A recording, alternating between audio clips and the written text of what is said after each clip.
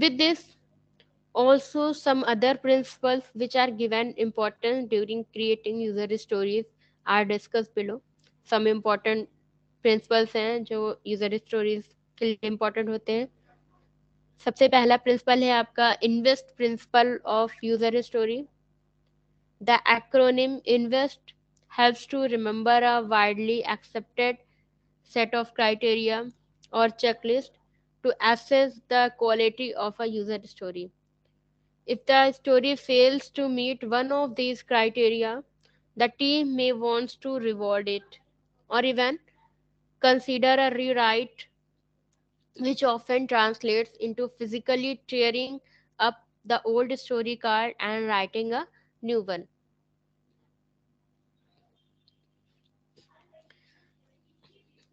A good user story should be based on invest principle, which expresses the quality of the user story because in base a good software product is completely dependent upon a good user story.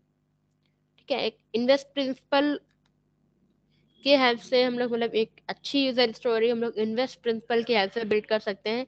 Invest का mean होता है, ठीक है, invest का mean I का means होता है independent.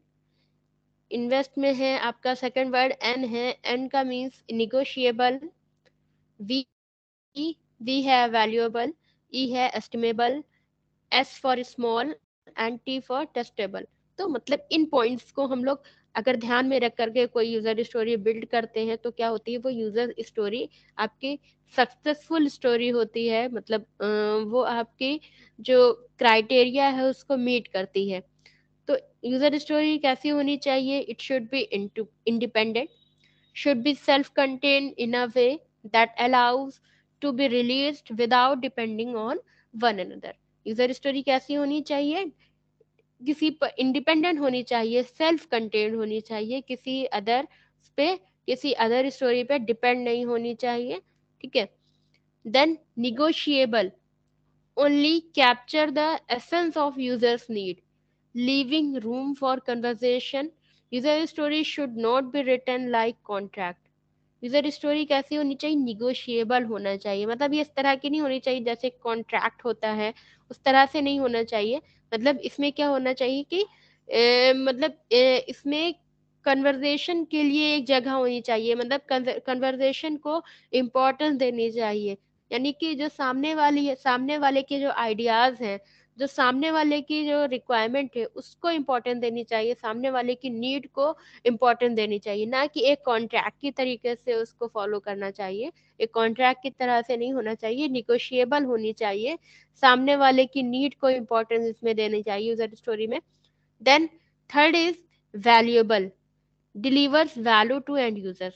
Valuable होनी चाहिए यानी कि कुछ वैल्यू, कुछ इंपॉर्टेंट चीज डिलीवर करे एंड यूजर को, मतलब एंड यूजर को वैल्यू डिलीवर करे. ठीक है. एस्टिमेबल होना चाहिए यानी कि जिसको हम लोग एस्टिमेट कर सकें, जिसका हम एस्टिमेट निकाल सकें, जिसको हम लोग पहले से उसको हम लोग क्या बोलते हैं, हम लोग उसको पहले से एस्टिमेट कर सकें. User stories have to able to be estimated so it can be properly prioritized and fit into sprints. User story जो है मतलब उसको हम लोग एस्टिमेट कर सकें ताकि हम लोग इसको प्रॉपरली प्रायोरिटाइज कर सकें, इसको स्प्रिंट्स में फिट कर सकें. और नेक्स्ट है आपका स्मॉल होनी चाहिए. बहुत ज़्यादा लार्ज स्टोरीज क्या होंगी, तो मतलब स्मॉल होनी चाहिए. A user story is a small chunk of work that allows it to be completed in about 3 to 4 days. जितनी ज़्यादा यूजर स्टोरी स्मॉल होगी उतनी जल्दी वो कंप्लीट होगी. तो इसलिए यूजर स्टोरी जो होनी चाहिए वो ऐसी होनी चाहिए कि स्मॉल हो ताकि वो 3 to 4 days में एक स्टोरी कंप्लीट हो सके. देन ट्रस्टेबल होनी चाहिए. A user stories has to be confirmed via pre return acceptance criteria. जब कोई यूजर स्टोरी आपकी कंप्लीट हो जाती है तो उसको टेस्ट किया जाता है. ठीक है. वो चेक किया जाता है कि ये एक्सेप्टेंस क्राइटेरिया को मीट करती है कि नहीं करती है. ठीक है. जो हमारी जो क्या बोलते हैं, जो आपकी इटरेशन प्लानिंग है उसके अकॉर्डिंग ये है कि नहीं है, उसको यूजर्स के लिए एक्सेप्टेबल है कि नहीं है।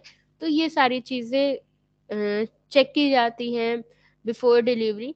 तो यूजर स्टोरी जो है उसको टेस्ट मतलब ये टेस्ट होनी चाहिए और एक्सेप्ट इस तरह से लिखनी चाहिए कि मतलब एक्सेप्टेंस क्राइटेरिया को मीट करे। ठीक है। तो ये इन्वेस्ट प्रिंसिपल के बेसिस पे अगर हम लोग यूजर स्टोरीज को बिल्ड करते हैं तो क्या होती है, वो फेल्योर की चांसेस कम होती हैं। ठीक है।